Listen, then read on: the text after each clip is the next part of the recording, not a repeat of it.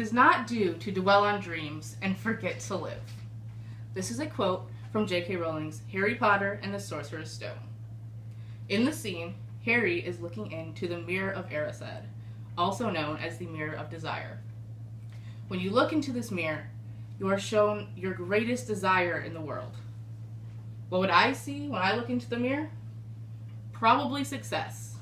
My career job that I want, life successful, all the works.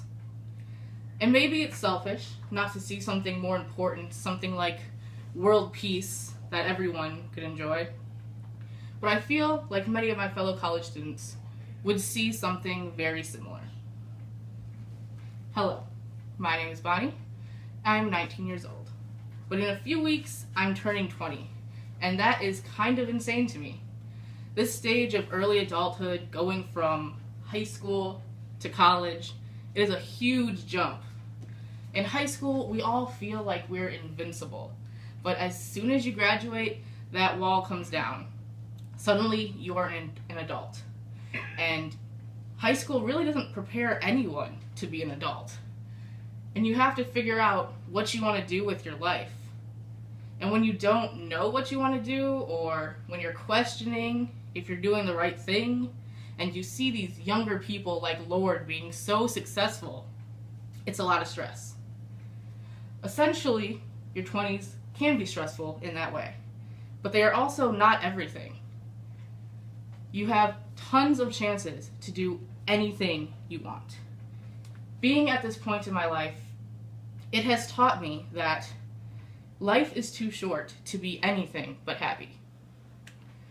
It's taken me a while to understand this, and I still struggle with it, but today I'll be talking about the experiences I've had in my life so far that has gotten me to this point of realization. A lot of smaller things over the past 2 years have taken me to my current mindset, but the biggest one is graduating high school. It's a simple thing, most people do it, and it didn't feel like a huge accomplishment when I finally graduated, but it is the biggest change in my life so far. When you're in high school, the one thing you want to do is get out, but a lot of people don't realize what that means. Suddenly you begin to wonder if you are only friends with certain people because you saw them 5 days of the week. And even the friends you know are true and that you actually like, chances are they'll go off to college somewhere else or you'll be separated, and it gets kind of lonely, which is not a good feeling. And then there's the immediate expectations put on anyone that graduates. For most, this is college. I planned to go to college straight after high school. I had enrolled in the college, gone and visited all the works. But in the summer, that did change. I won't get into it because it's not the point of this speech. But I did end up taking that oh-so-controversial gap year. During this year, I really just lived, and I did enjoy life for the most part. But it wasn't all great and fun either. Every night I worried that I made the wrong choice and that I wasn't going to do anything with my life because of it. I wondered what my fellow high school students would think of me not being in college yet, because I was always that girl that had good grades and you expected to go to college and do something important. But there I was, not in school, not moving forward. I was in that deep stage of early adulthood where I was convinced I was doing everything wrong. But why? Why am I so stressed? Why was I so worried? That's the question. The answer is other people. I was worried what other people would think of my life and my choices. But why should I care? Why should I compare myself to people who are in a completely different situation than I am? The only reason taking a gap year is frowned upon in the first place is because society has placed this negative atmosphere around it. I talked to a friend about this, and it made me realize that I can't worry about what other people think.